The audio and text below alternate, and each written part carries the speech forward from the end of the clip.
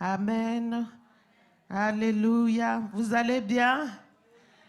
C'est le temps des vacances. Il y a le soleil, tout est resplendissant. Nous bénissons le Seigneur pour sa grâce et sa miséricorde.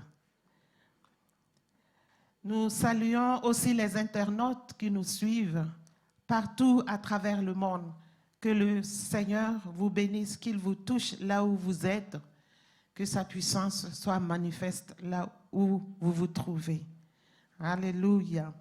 Avant de continuer, nous allons prier pour les vacanciers, ceux qui se sont déplacés ou qui projettent de partir en vacances. C'est important de les confier au Seigneur parce que ce n'est pas évident. C'est lui seul qui protège.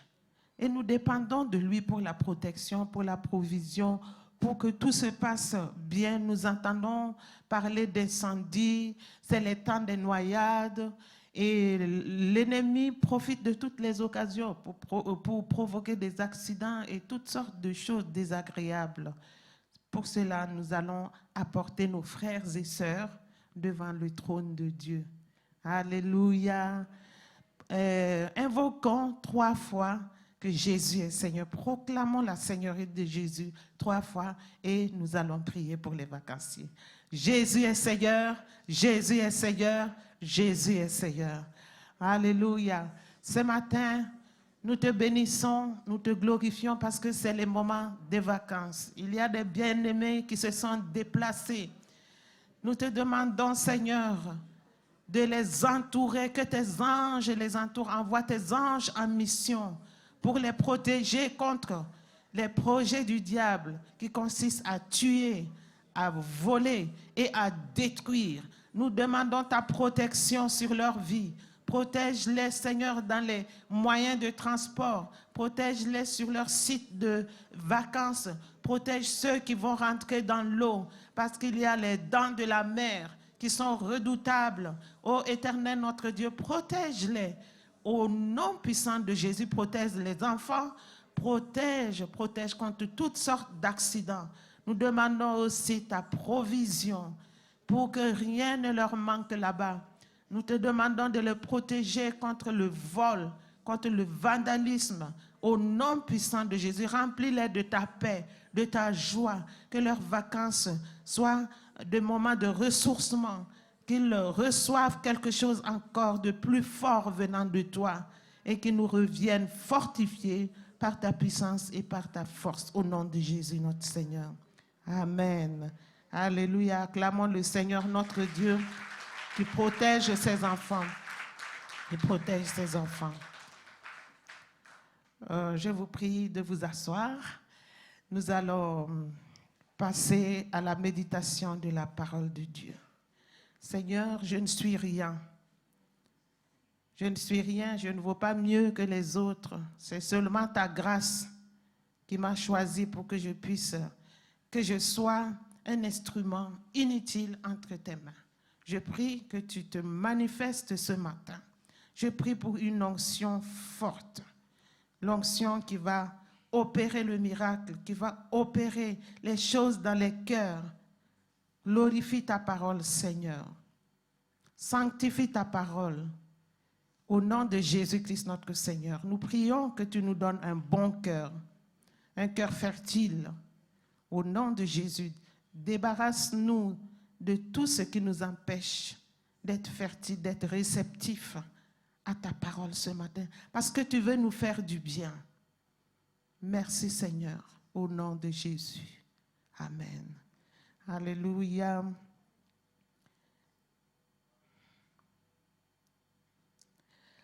Bien-aimés, ce matin, je voudrais vous rappeler seulement le thème du mois de juillet. C'est l'Église et la bénédiction de Dieu, ses enfants, notre postérité bénie. Et le texte de base, c'est Actes 3, 25. Vous savez, nous sommes le temple de Dieu. Nous sommes l'Église. Parmi les définitions, l'Église est le temple de Dieu.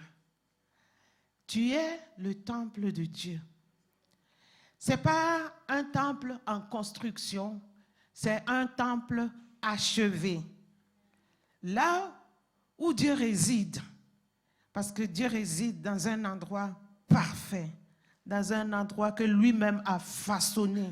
C'est lui qui a fait de toi son temple, qui a fait de moi son temple. Et il a mis sa demeure en nous. En tant qu'Église, en tant que chrétiens, nous sommes l'adresse où se trouve notre Dieu. Et il dépose aussi des bénédictions sur nous, des dotations surnaturelles. Et ce matin, nous voulons nous attarder sur une bénédiction qui dépose dans chacun de nous, dans son temple, la justice. La justice est une dotation surnaturelle. Jésus-Christ nous a justifiés. Alors que nous étions injustes, lui, il est venu s'offrir pour que nous soyons justifiés. Et nous sommes appelés à marcher dans la justice, car Dieu lui-même aime la justice. Et notre texte de base, c'est Psaume 33, versets 5 à 7. Le psaume 33, verset 5 à 7 nous dit que Dieu aime la justice. Nous allons lire. Dieu aime la justice et la droiture. La bonté de l'Éternel remplit la terre. Les cieux ont été faits par la parole de l'Éternel et toute leur armée par le souffle de sa bouche. Il amoncelle en un tas les eaux de la mer. Il met dans des réservoirs les abîmes. Que Dieu bénisse la méditation de sa parole. Ici, Dieu parle de sa création. Il a énuméré la terre et tout ce qu'elle renferme, toutes les richesses. Il y a beaucoup de richesses dans la terre. Il y a l'or, le diamant, il y a la verdure, il y a tout. Tout ce dont on a besoin se retrouve dans la terre. Il y a le pétrole, il y a bien de richesses qui sont enfouies dans la terre. Quand on jette la semence, quelque temps après, il y a à manger. Alléluia. Il parle aussi des cieux avec leurs constellations. Quand nous avons été aux États-Unis récemment, on nous a fait voir quelque chose d'extraordinaire. Ils ont montré, c'est l'astrophysique qu'on nous a montré.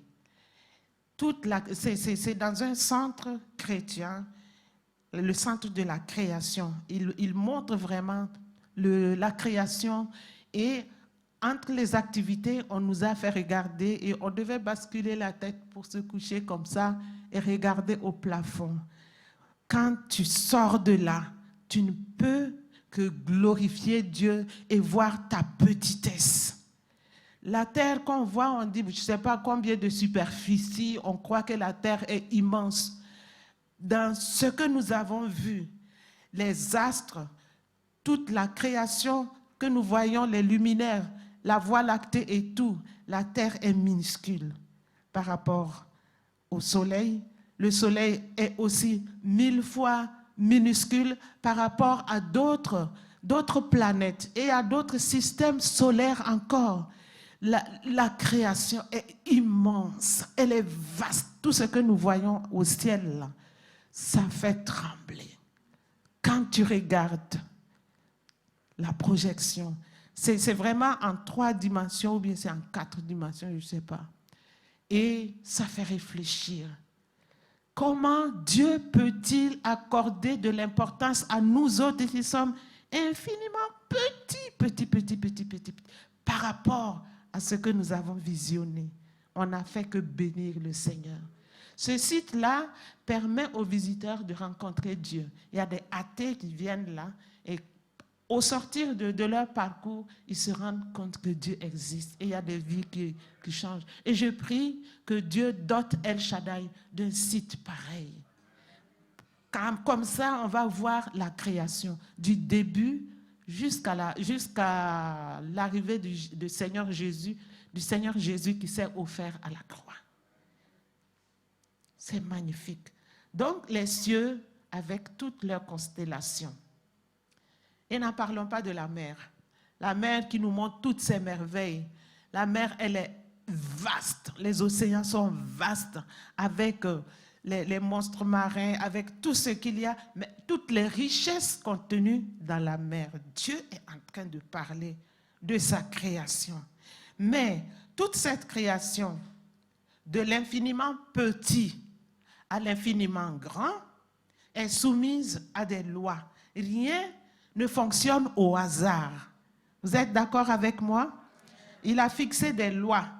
Si le soleil défie la loi et se rapproche un peu de la terre, c'est cuit. Nous allons tous griller. Tout est soumis à la loi. Vous vous rappelez, le tsunami, c'était en quelle année encore? En 96 ou 95, comme ça. Voilà. Le tsunami, c'est parce que l'eau est sortie de la mer et a envahi. Vous avez vu comment ça a dévasté.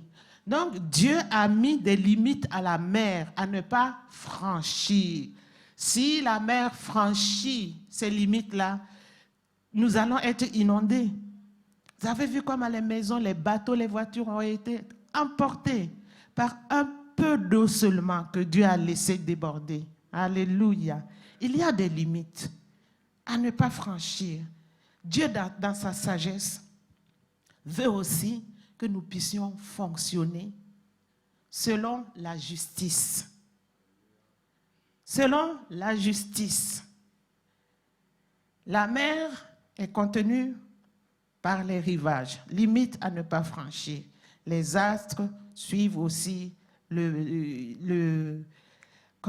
règle que Dieu a fixée. Partout, il y a des règles, et à nous les humains aussi. Il veut que nous puissions fonctionner selon la justice, car il aime la justice, il est dit. Dieu aime la justice et il veut que nous en soyons revêtus. Ce matin, nous nous sommes revêtus. Chacun a porté un habit. Et nous, en tant que chrétiens, Dieu veut que nous puissions porter un habit qu'on n'enlève pas. Moi, quand je vais arriver à la maison, je vais me changer. Et le soir, je vais encore me changer. Demain matin, on va se changer encore. Mais ce revêtement-là doit rester à nous continuellement, comme notre peau est collée à nous. La peau est une barrière, c'est un revêtement. Alléluia. Donc Dieu veut que nous puissions nous revêtir de la justice. Et nous allons voir la définition de la justice parce que c'est tout à fait normal qu'on décortique un peu pour comprendre. Elle nous parle de justice. C'est quoi la justice? C'est une attitude d'une entière dépendance et de soumission totale. Une conformité à la volonté de Dieu. C'est ce que Dieu veut pour chacun de nous. Notre limite, c'est ça. Dieu veut que nous puissions nous conformer à sa volonté et être entièrement dépendants de lui, être soumis totalement à lui. Deutéronome 6, verset 25 nous dit, « Nous aurons la justice pour partage. » Je pense que c'est Moïse qui parle. « Nous aurons la justice pour partage si nous mettons soigneusement en pratique tous ces commandements devant l'Éternel notre Dieu, comme il nous l'a ordonné. » Tous ces commandements. Mais soyons honnêtes, qui peut accomplir toute la loi? Qui peut observer tous les commandements? C'est impossible. C'est impossible. Parce que quand tu faillis à un seul commandement, tu as failli à tout. C'était impossible, impossible. Chacun de nous, nous avons eu besoin de Jésus-Christ. Jésus-Christ qui nous a justifiés. Lui, il a accompli toutes ces lois-là à la croix. Il a accompli pleinement la justice par son obéissance complète à Dieu. Si vous voyez dans Matthieu 3, verset 15, on parle de la volonté de Dieu accomplie par Jésus-Christ notre Seigneur. Il a voulu se faire baptiser et Pierre a dit, ah mais non, hein, c'est moi qui ai besoin d'être baptisé par toi. Mais pas toi quand même, tu ne vas pas me demander de te baptiser. Et Jésus a dit, accomplissons la justice. Laisse faire, on doit accomplir la justice. Doit accomplir la justice. Et Pierre ne résista plus. Ils ont accompli la justice parce que Jésus le disait qu'il était venu. Sa volonté, c'est de faire, sa mission, c'est de faire la volonté de Dieu. C'était sa nourriture, c'était son essence même, faire la volonté de Dieu. Donc, il a accompli la volonté de Dieu. Et puisqu'il accomplit la volonté de Dieu, dans Acte 13, Acte 3, verset 14, il est dit, il est appelé juste parce qu'il a accompli la volonté de Dieu. Il est qualifié de juste.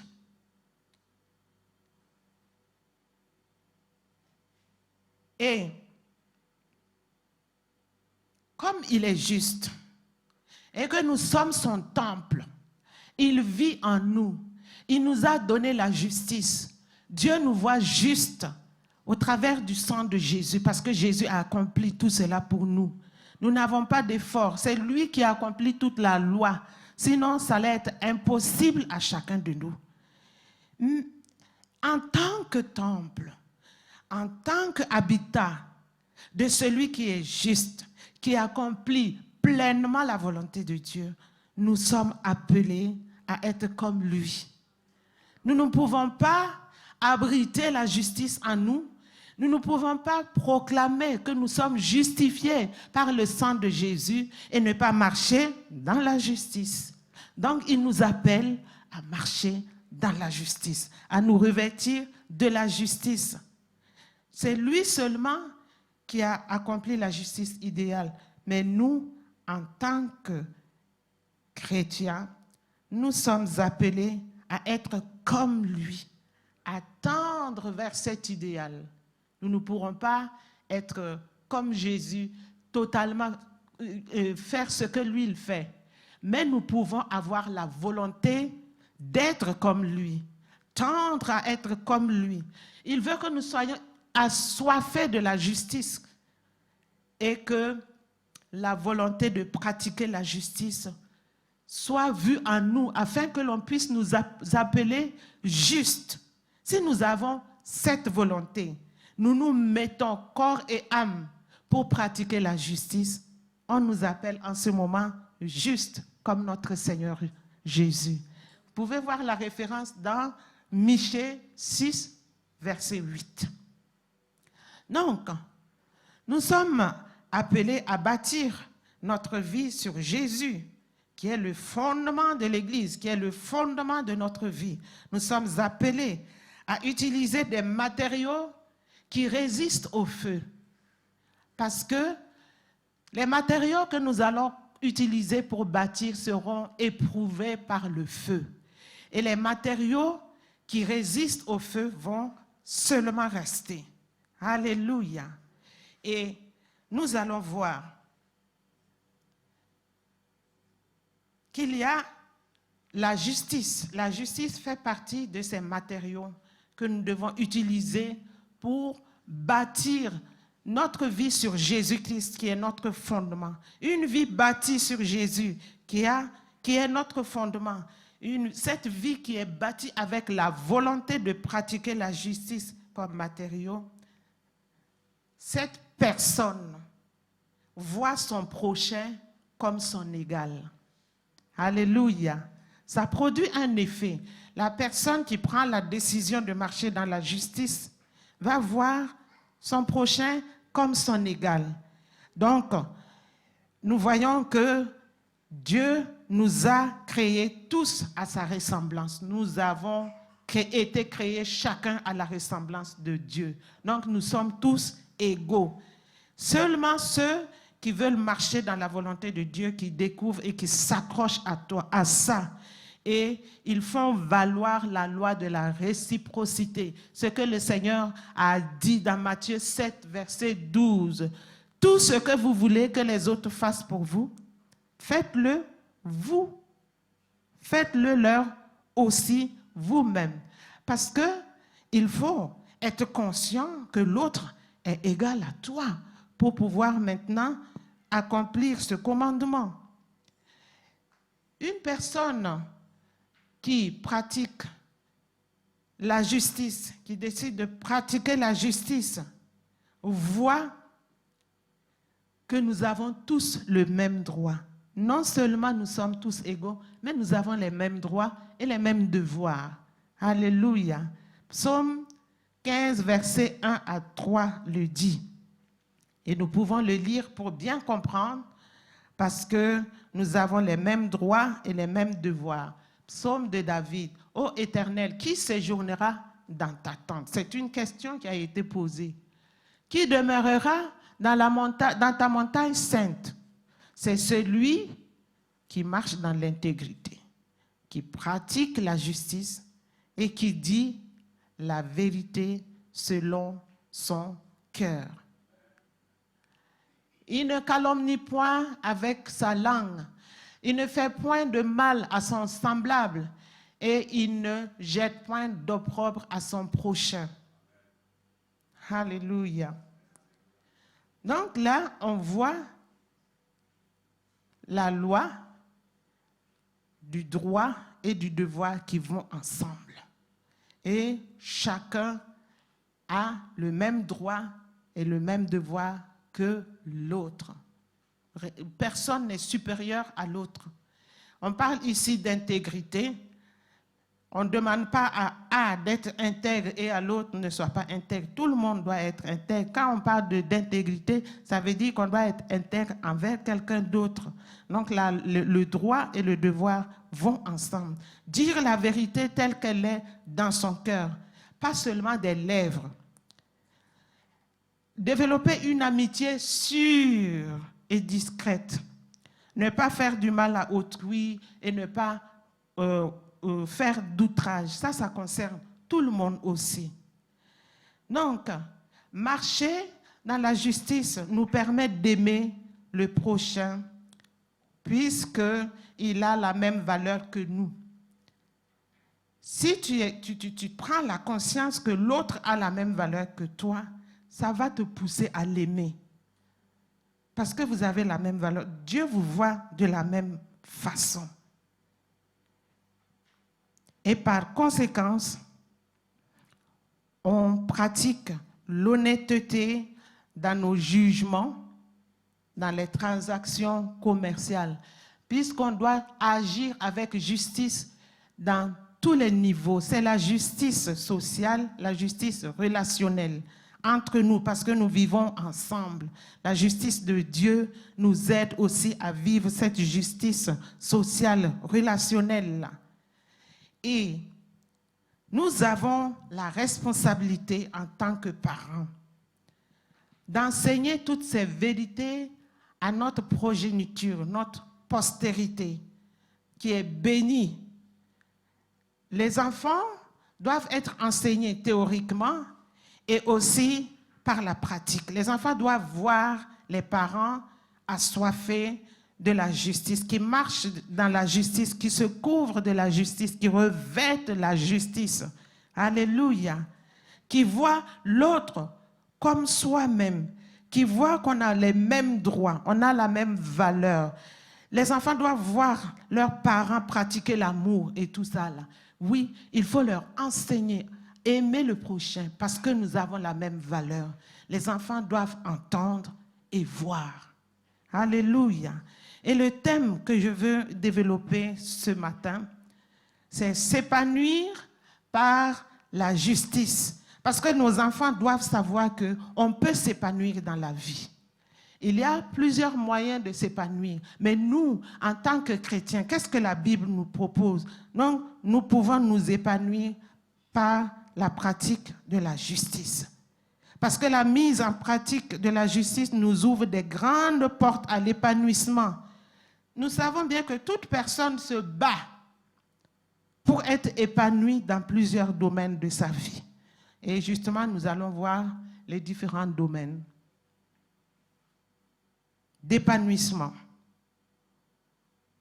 Si nous pratiquons la justice, nous allons nous épanouir dans quelques domaines que j'ai recensés.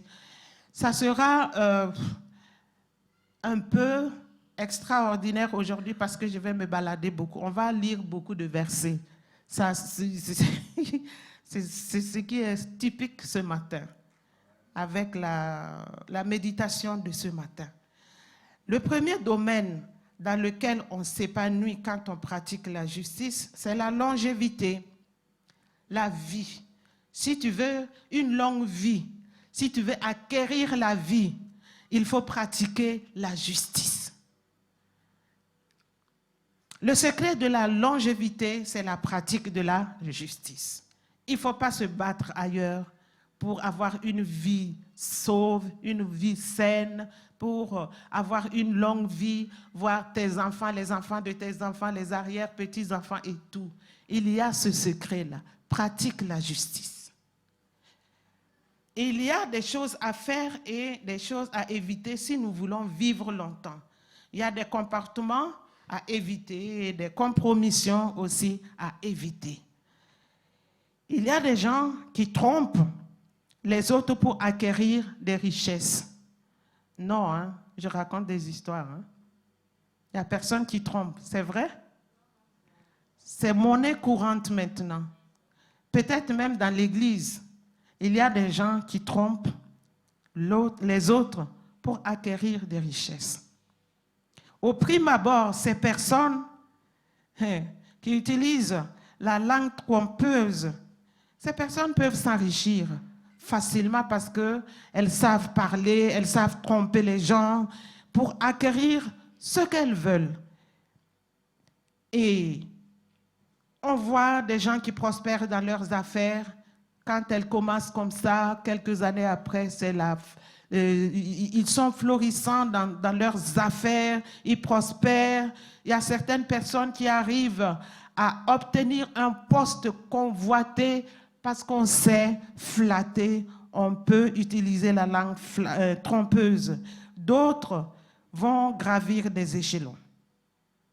Mais Proverbe 21, verset 6 nous dit ceci. Les trésors acquis par une langue trompeuse sont un souffle qui s'évanouit et font trouver la mort. Ah, si tu veux vivre longtemps, il faut éviter la langue trompeuse. Si tu veux acquérir les biens par la langue trompeuse, c'est ton choix. Mais la parole de Dieu te dit aujourd'hui, change de choix. Change, parce qu'il y a la mort qui t'attend, la mort prématurée, en plein midi. Quand on dit en plein midi, c'est quand tu es encore jeune, tu n'as pas encore vu tes enfants grandir, tu disparais. Parce que tôt ou tard, on va entendre que certaines personnes ont été empoisonnées. Il faut aller à la source, la langue trompeuse. C'est ça qui a fait qu'on les a empoisonnés. D'autres attrapent des maladies incurables. D'autres connaissent des accidents provoqués. Tu peux arriver à un rond-point et là, comme c'est un coup préparé, tu ralentis, tu marches tout doucement et la personne qui en veut à toi va foncer sur toi exprès pour endommager ta voiture ou bien te tuer. Ce sont les conséquences de la langue trompeuse. Il y a certaines personnes aussi qui peuvent être licenciées. Ils ont un bon poste, ils ont gravi les échelons, ils sont au sommet, mais d'un jour à l'autre, on apprend licencié parce que langue trompeuse. Donc, il y a le discrédit et tout ça. Proverbe 10, verset 2 nous dit que les trésors de la méchanceté ne profitent pas, mais la justice délivre de la mort. Waouh! La justice délivre de la mort. Et si tu veux profiter de tes richesses, il ne faut pas utiliser de la méchanceté. La richesse mal acquise diminue, mais celui qui amasse peu à peu l'augmente. Généralement, c'est des gens qui ont des problèmes de convoitise, des gens qui veulent aller vite. Le problème peut être aussi la concurrence, on veut être comme l'autre, alors qu'on ne sait pas que la personne a commencé depuis des années à évoluer lentement et sûrement, et toi, tu viens d'arriver, et tu veux être comme cette personne qui a commencé à travailler il y a 30 ans, 25 ans. Donc, c'est ça, la jeunesse. Il y a beaucoup de jeunes qui ne veulent pas travailler et qui veulent devenir comme leurs aînés, leurs papas, des gens qui ont évolué depuis longtemps. Non, il faut aller tout doucement, acquérir un peu. Alléluia. Je me rappelle quand j'avais essayé de vendre des produits venant du Burkina pour faire entrer de l'argent dans les caisses de l'église. J'ai demandé des conseils à une sœur. Les bijoux, là, ça c'est combien? Ça. Les valeurs, elle m'a donné, j'ai noté. Mais c'était surévalué. Donc quand j'ai exposé, les gens regardent et puis n'achètent pas. Et je me rappelle que maman Lily m'a dit, il ne faut pas vendre les choses chères. Si tu veux que ça parte, il faut diminuer. C'est un peu seulement. Le bénéfice là, c'est un peu. Quand tu les mélanges, ça devient beaucoup. Il ne faut pas vouloir beaucoup. Mais moi aussi, j'avais demandé des conseils. Tu te rappelles? J'avais demandé, mais la personne m'a mal conseillé. Vous voyez, il ne faut pas vouloir beaucoup du coup. C'est un peu. Tu as des bénéfices peut-être de 5 euros. 5 euros plus 5 euros. Avec le temps, ça devient des millions. Mais si tu veux 50 euros de bénéfices et ça reste, ça pourrit, on jette, qu'est-ce que tu fais? Tu perds la marchandise. Vous voyez? Celui qui augmente ses biens par l'intérêt et l'usure, les amasse pour celui qui a pitié des pauvres. Quand tu es avide, là, tu veux gagner seulement. Même les pauvres sont spoliés. On sait que les pauvres sont faibles. On ne les considère pas, donc on profite. Beaucoup de gens profitent des pauvres. Mais l'Éternel dit qu'il va arracher ce que tu amasses là, par l'usure et par l'intérêt, pour donner à celui qui a pitié. Donc, pour dire que celui qui pratique la justice manifeste de la pitié. Il a de la compassion pour les pauvres. Il a de la compassion pour autrui. Il ne cherche pas ses propres intérêts. Il ne veut pas s'enrichir sur le dos des autres. Si tu le fais, le Seigneur t'interpelle aujourd'hui. Fais confiance en Dieu. Si tu donnes aux pauvres, tu prêtes à l'Éternel et il va te le retourner sous sa forme multipliée. Donc, n'aie pas peur. Ne calcule pas pour spolier les gens. Non. Dieu t'appelle à marcher dans la justice parce que Jésus t'a fait déjà juste. Ne deviens pas injuste, ne marche pas dans l'injustice parce que tu sors du plan de Dieu. Celui qui a pitié du pauvre prête à l'Éternel qui lui rendra selon son œuvre. Bien des personnes, où j'ai déjà parlé de tout ça, donc on va aller plus vite. Il y a un pasteur au Burkina Faso. Il est allé rendre visite à un autre pasteur. Et avant de partir, il l'a béni avec de l'argent. Et au retour, il arrive à la maison, il n'avait pas du tout la paix du cœur. Le Seigneur lui a fait des reproches. Pourquoi tu t'associes à un homme méchant? C'est un pasteur, un grand pasteur qui a une église. Pourquoi tu dis qu'il est méchant? qu'il est poigné, qu'il est quoi. Et sa femme lui dit, monsieur, il faut aller voir, retourne d'où tu es venu, entretiens-toi avec ce pasteur pour savoir pourquoi Dieu t'a mis en garde. Parce que ce n'est pas bien ce que tu as vu. Si tu résistes à Dieu, toi aussi tu vas subir le même sort que ce pasteur. Bon, vous savez comment les hommes sont. Hein?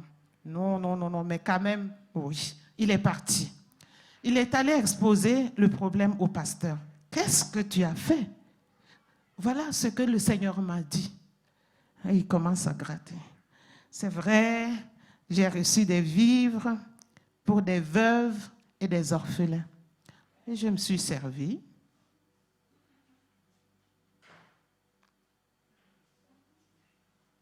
Je me suis servi. Quelqu'un qui a eu pitié des veuves et des orphelins, qui envoie des vivres. Toi, tu as à manger, tu as une femme, tu as des enfants, et toi, tu prends, tu puises dans les ressources dédiées aux veuves et aux orphelins. Dieu n'a pas apprécié. Et il allait retirer sa main, comme il avait retiré sa main sur Saül, de Saül. Et le pasteur qui avait lié l'amitié avec lui et qui n'était même pas au courant allait être une victime collatérale. Mais heureusement que Dieu a parlé à ce monsieur qui a écouté sa femme, qui est allé parler avec ce pasteur qui s'est repenti. Et il a restitué. Faites attention aux veuves et aux orphelins. Faites attention à ceux que Dieu défend. L'étranger, Dieu défend l'étranger. Il défend la veuve. Il défend les orphelins. Il défend ceux qui sont des laissés pour compte, les miséreux là. Donc faites attention de ne pas tomber sous le jugement de Dieu. Alléluia. Alléluia. Proverbe 11, verset 4 nous dit, « Au jour de la colère, la richesse ne sert à rien, mais la justice délivre de la mort. » Vous voyez, quand vous êtes juste, même si la personne se met en colère contre vous, à cause de votre intégrité, à cause de votre discrétion, à cause de la vérité, à cause de l'amitié sûre que vous développez, vous allez échapper à la mort. Même si la sentence, c'était la mort pour vous, quand ils vont se rendre compte que vous êtes intègre, quand ils vont se rendre compte que vous êtes juste, ça va vous disculper. Pas besoin d'effort, parce que ce que vous faites témoignera en votre faveur. Proverbe 11, verset 19 dit, « Ainsi la justice conduit à la vie, mais celui qui sème la justice a un salaire véritable. » Vous voulez un salaire véritable? Yes. Vous voulez? Il faut semer la justice. La justice conduit à la vie. Gloire à notre Dieu. Si nous voulons vivre bien et vivre longtemps, faisons le bien dans un esprit désintéressé. Semons le bien partout où nous sommes. Oui, partout où nous sommes. Que l'on nous reconnaisse par le bien que nous faisons. Alléluia. Le temps me manque pour donner des illustrations. On va continuer. La crainte de l'Éternel mène à la vie. On y demeure rassasié sans être visité d'aucun mal. Proverbe 19, 23. Proverbe 12, 28 nous dit, « La vie est le sentier de la justice. La mort n'est pas dans le chemin qu'elle trace. » Waouh! C'est fort, hein? Si vous voulez être célèbre dans la vie, parce que là, on dit, celui qui poursuit la justice et la bonté trouve la vie, la justice et la gloire. Proverbe 21, 21. Si vous voulez être célèbre, il faut poursuivre la justice. Ça donne la gloire. La justice, c'est le chemin de la gloire. Vous voulez monter haut, Il faut être simplement juste. Parce que Dieu n'est pas injuste. Il voit votre justice. Vous allez parvenir au sommet. Alléluia. Mais si vous passez par des chemins tortueux, peut-être que vous allez être hissé haut, mais vous allez tomber d'une manière vertigineuse. Alléluia. Quelqu'un a dit que le monde est comme un homme qui a l'œil au-dessus de sa tête, au milieu de sa tête. Donc, il fait comme ça. Et puis, il touche, il prend quelqu'un. Il l'élève, il l'élève. Pendant qu'il l'élève, tout le monde l'acclame. Waouh! Il est grand, il est président ou bien je ne sais pas quoi. Puisque l'œil est ici, il va l'élever et quand il va voir que ce n'est pas son fils, il le jette et il commence encore. Il prend un autre, il l'élève. Pendant qu'il l'élève, les autres sont en admiration. Mais arrivé en haut, il voit que ce n'est pas son fils, il le jette. Vous voyez? Mais si vous pratiquez la justice, quand vous allez arriver en haut là, vous allez y rester. Parce que c'est votre place. Il va voir que vous êtes son fils. Il n'y a pas moyen, qu'on vous jette, vous allez demeurer là. Et Proverbe 16, verset 31 nous dit, « Les cheveux blancs sont une couronne d'honneur. » C'est le chemin de la justice. C'est dans le chemin de la justice qu'on la trouve. Alléluia. Vous voulez avoir des cheveux blancs? Partout des cheveux blancs. La barbe blanche, tout blanc. Comme ça, on vous respecte.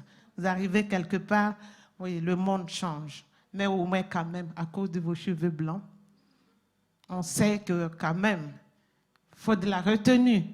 Si vous voulez avoir des cheveux blancs, voir vos enfants, les enfants de vos enfants, les petits-enfants, les arrière-petits-enfants et tout ça, être une source de bénédiction, avoir une vie accomplie et tout. Oui, prenez le chemin qui mène à ça, le chemin qui mène à cette position, c'est la justice, rien d'autre. Nous allons passer au deuxième point. Le deuxième domaine d'épanouissement, c'est le bonheur. Psaume 58, verset 11 dit, « Le juste sera dans la joie à la vue de la vengeance. Il baignera ses pieds dans le sang des méchants. » Donc, ce qui veut dire que celui qui se conforme à la volonté de Dieu est heureux. De la fin réservée au diable. Nous savons que le méchant, les méchants, l'ennemi numéro un, c'est le diable avec ses ennemis, avec ses démons. Ils sont contre nous. C'est eux qui sont à la source de tous les maux que nous connaissons, toutes les souffrances que nous connaissons. Le monde est troublé à cause de toutes les larmes, toutes les difficultés. Mais celui qui se conforme à la volonté de Dieu est en paix. Il est heureux parce qu'il sait que le temps viendra où le diable sera jeté en enfer. Il sera jeté dans son cachot, condamné. Il ne pourra plus sortir. Donc ça sera la délivrance totale et définitive. Il n'y aura plus de pleurs, il n'y aura plus de plaintes, il n'y aura plus de grincement de dents, il n'y aura rien. Nous serons heureux pour l'éternité. Il n'y aura plus d'ennemis pour nous nuire. Ça donne de la joie. Ça donne le bonheur. Nous pouvons acclamer notre Seigneur parce que c'est ce qui nous attend. Ce qui nous attend. C'est ce que j'aime dire aux gens quand je les conseille. Tout ça là, ça va finir un jour. On n'en reparlera plus. Quand l'autre sera dans son cachot pour l'éternité. Alléluia. Proverbe 21, verset 11. C'est une joie pour le juste de pratiquer la justice, mais la ruine est pour ceux qui font le mal. Vous savez,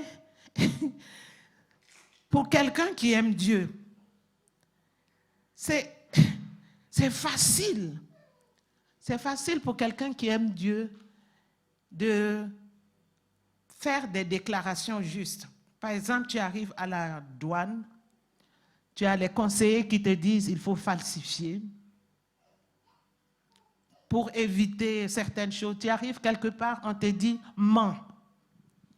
Parce que le méchant, c'est difficile pour lui de pratiquer la justice. Mais celui qui a pris la décision de se conformer à Dieu ne trouvera pas difficile de faire des déclarations justes. Vous comprenez? Même si ça va lui coûter, ça sera facile pour lui. Vivre pieusement. La parole de Dieu dit, celui qui vit pieusement sera persécuté. Mais celui qui veut plaire à Dieu ne trouve même pas de difficulté à vivre pieusement. Il sait qu'il y a la persécution qui l'attend, mais ce n'est pas grave. Par contre, le méchant, il trouve du bonheur à faire le mal. Il trouve le bonheur à tuer. Il trouve le bonheur à faire tout ce qu'il veut. Il trouve que c'est difficile, compliqué et difficile de marcher dans la justice. Il y a cette différence. Alléluia. Proverbe 20, verset 7. Le juste marche dans son intégrité. Heureux ses enfants après lui. Waouh! Vous voulez que vos enfants soient heureux après vous? C'est l'héritage qu'on veut laisser à nos enfants. Le meilleur héritage, savoir qu'après nous, nos enfants seront heureux. Ils seront heureux. Pratique la justice. Sème la justice. Sois juste. Que l'on t'appelle juste partout où tu passes. Alléluia. Mais cela demande de la persévérance. On dit le juste marche. Marche, ça veut dire qu'on marche.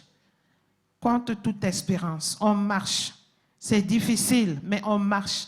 On persévère dans la justice.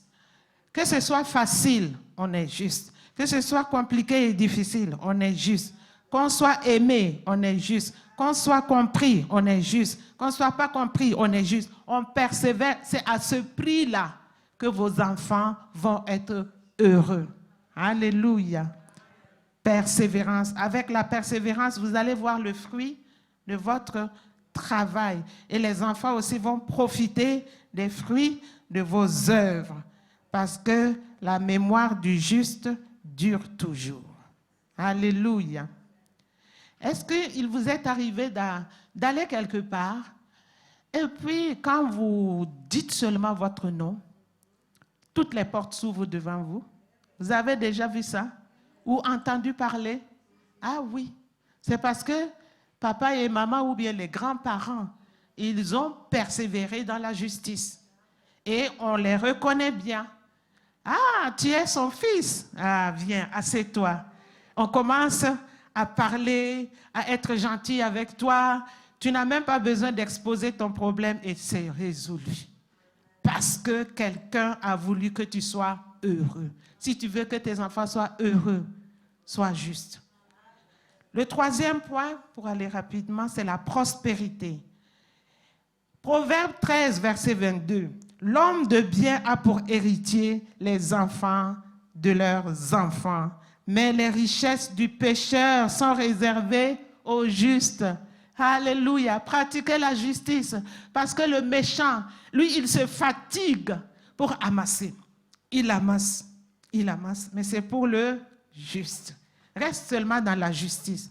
Tu vas hériter du fruit de son travail. Et on dit que les héritiers, ce sont ses petits-enfants. Normalement, les héritiers, c'est qui? Les enfants. OK. Donc, ça veut dire que le juste, il sera tellement riche que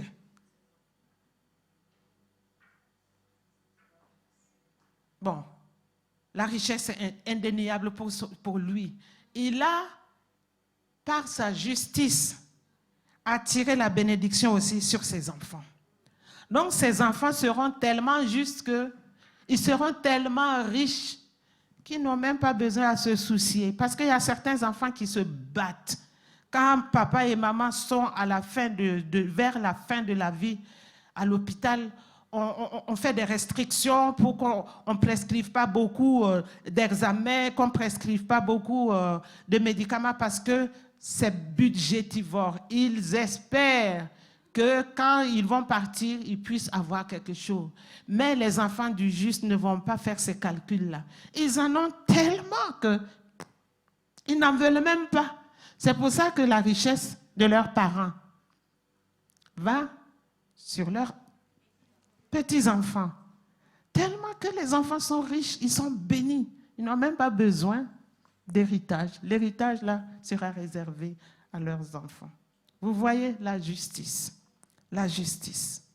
La justice. Ésaïe 3, verset 10. Dites que le juste prospérera, car il jouira du fruit de ses œuvres. Tu peux travailler, avoir ton salaire, avoir ton commerce, ton entreprise, être bien financièrement et ne même pas pouvoir en jouir. Mais c'est une grâce de pouvoir jouir du fruit de ton travail. À la fin du mois, tu as de l'argent. C'est une grâce si tu arrives à dépenser cet argent pour te faire du plaisir, pour t'offrir à manger ce que tu veux, t'habiller comme tu veux. Fais t'offrir des plaisirs. Il y a des gens qui voient l'argent seulement défiler devant eux. Que Dieu nous aide. C'est la justice qui fait que nous allons profiter du fruit. Même si c'est un peu. Tu n'as pas besoin de beaucoup de millions, hein, mais tu vas bien savourer cet argent. Psaume 37, versets 25 à 26. J'ai été jeune, j'ai vieilli, et je n'ai point vu le juste abandonné, ni sa postérité mendiant son pain. Vous voyez, le juste qui exerce la charité ne sera point abandonné. Quand on parle ici, j'ai été jeune, j'ai vieilli et je n'ai point vu le juste abandonné. Ça veut dire que dans sa justice, il a semé dans la vie des gens qui venaient devant sa porte pour demander, qui venaient avec des doléances, qui venaient. Il n'avait pas le cœur serré, il savait donner, il savait donner. Donc, cet homme-là, il ne sera jamais abandonné non plus, ni ses enfants. Même si il le paraît à un moment donné, ça sera de courte durée, parce que l'Éternel est juste. Alléluia.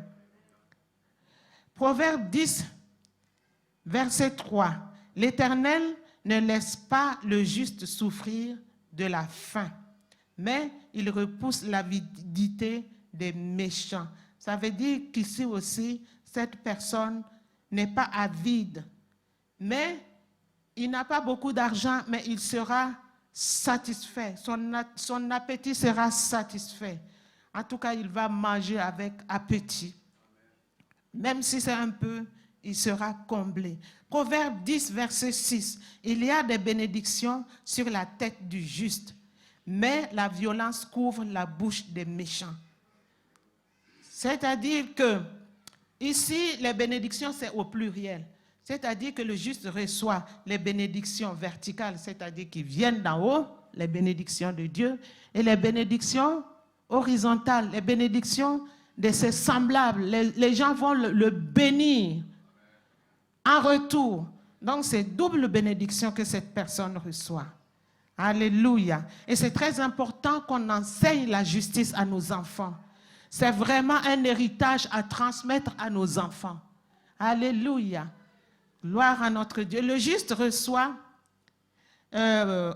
Proverbe 11, verset 18. Le méchant fait un gain trompeur, mais celui qui sème la justice a un salaire véritable. Voilà. Le quatrième point, le quatrième domaine où on connaîtra l'épanouissement à cause de la conformité à la volonté de Dieu, c'est la victoire. La victoire. Psaume 34, verset 20 dit, « Le malheur atteint souvent le juste, mais l'Éternel l'en délivre toujours. » Sans commentaire. Psaume 34, verset 22, « Le malheur tue le méchant, et les ennemis du juste sont châtiés. » Pas de commentaire. Psaume 55, verset 23, « Remets ton sort à l'Éternel, et il te soutiendra. Il ne laissera jamais chanceler le juste. » Pas de commentaire non plus. Proverbe 11, verset 8. « Le juste est délivré de la détresse et le méchant prend sa place. » C'est-à-dire que tu es dans la détresse. Le Seigneur vient te te sortir de la détresse. Et il met le méchant là à ta place. Vous avez un exemple dans la Bible, non? Qui a subi le sort comme ça? Aman. Ah oui. Mardoché devait être pendu. Et c'est Aman. Et ceux qui voulaient qui avaient jeté Daniel dans la fosse au lion, là. Daniel est sorti vivant, non? Mais eux, ils ont été gobés. Avant même de toucher le sol, ils ont été déchiquetés par les lions. Oui. Donc, le Seigneur nous donne la victoire. On n'a même pas besoin de tergiverser. On n'a pas besoin de... Pars au nom de Jésus. Je te lis au nom de Jésus. Rentrer ici, sortir par là, faire beaucoup de jeûnes. Non, pratique seulement la justice. Quand tu es juste, l'Éternel aussi est juste envers toi. Alléluia.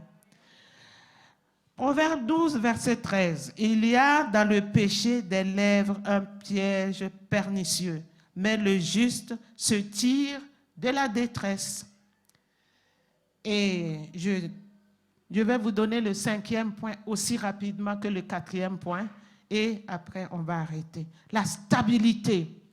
Si tu veux être stable dans la vie, tu veux que tes enfants soient stables dans la vie, vous voulez que l'Église soit stable, voilà, il faut pratiquer la justice. Psaume 112, versets 5 à 6, on dit « Heureux l'homme qui exerce la miséricorde et qui prête, qui règle ses actions d'après la justice, car il ne chancelle jamais.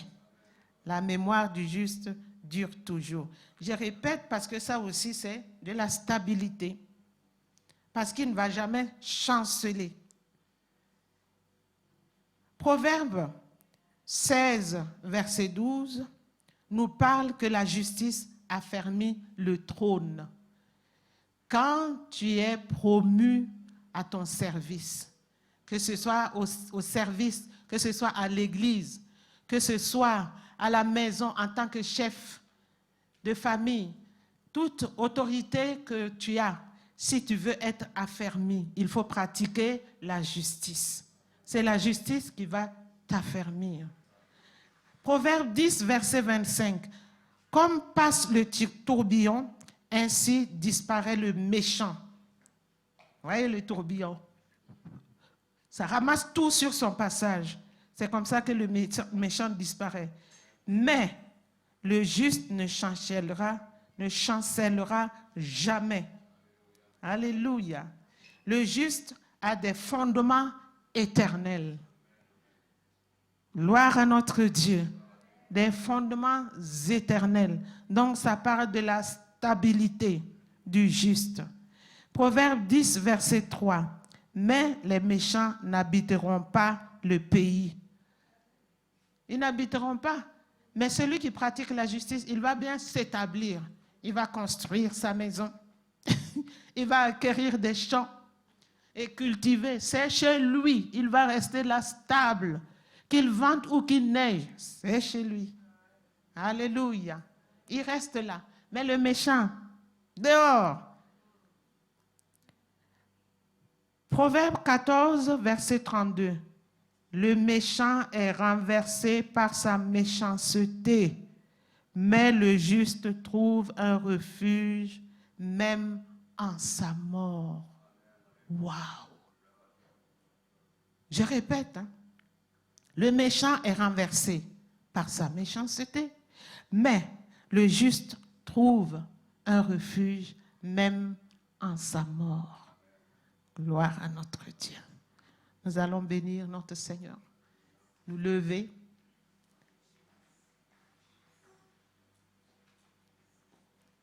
J'aimerais demander à chacun de fermer ses yeux. Je vais faire un appel. Si tu veux, si tu vois que tu n'arrives pas et tu veux vraiment demander à la grâce de Dieu pour marcher dans la justice, tu n'arrives pas à te conformer à la volonté de Dieu pour quelque raison que ce soit, le Seigneur ne te condamne pas. Viens, on va prier pour toi, pour qu'il t'aide.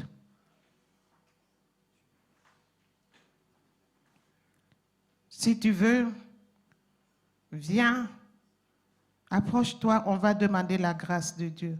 Parce que tout ce qui a été dit ici est pour toi. Mais s'il y a un blocage, quelque chose qui t'empêche, viens. Il te tend la main. Il te tend la main. Une conformité à la volonté de Dieu. La conformité à la volonté de Dieu va t'ouvrir toutes ces portes-là. Ça va te permettre d'être stable. Ça va te permettre de vivre longtemps. Ça va te permettre d'être heureux. Ça va te permettre d'être prospère et d'avoir la victoire en tout. Alléluia. Seigneur notre Dieu, Seigneur notre Roi, ils ont été courageux. C'est devant toi qu'ils se tiennent.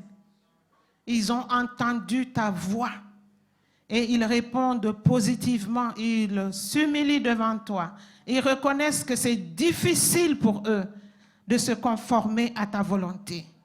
Seigneur, vois leur humiliation, vois leur humilité, vois leur désir de changement et interviens pour qu'ils puissent chercher à être semblables à Jésus-Christ, tendre vers l'idéal au nom de Jésus-Christ notre Seigneur, qu'ils puissent se conformer à ta volonté. Parce que Jésus a accompli la justice par l'obéissance. Ils reconnaissent qu'ils ont difficile à t'obéir. Ils ont difficile à obéir. Ils ont difficile à regarder les autres comme leurs semblables. Ils ont difficile à aimer les autres, à percevoir que les autres ont les mêmes droits et devoirs que eux. Et ils te demandent ton secours. Viens, Seigneur, les réhabiliter. Viens restaurer l'amour en eux. Viens restaurer, Seigneur, notre Dieu, leur premier amour pour toi. Viens, Seigneur, afin que des témoignages montent, oui, Seigneur, vers toi. Des témoignages de reconnaissance de ta fidélité, de ton action dans leur vie. Nous allons voir le changement. Alléluia. Alléluia. C'est vrai que vous vous êtes humilié devant Dieu, vous avez demandé pardon. Mais si il y a des réparations, il faut réparer. Tu vois que dans tel domaine, ça ne va pas. Dieu te demande de sortir aussi de ce domaine-là. Ça sera ta libération. Il est là pour t'aider. Si tu es lié par quelque chose, le Seigneur va délier toutes ces choses aussi. Mais il faut que toi aussi, tu sortes. Il faut un mouvement. Quand Lazare est sorti du tombeau, il fallait qu'on enlève les bandelettes et tout pour qu'il soit libre de ses mouvements. Donc Dieu vous demande le second pas. Lui, il est fidèle, mais vous aussi, montrez votre fidélité en sortant de toute situation compromettante et vous allez voir la gloire de Dieu dans votre vie. Alléluia. Merci. Vous pouvez regagner votre place. Acclamons le Seigneur notre Dieu.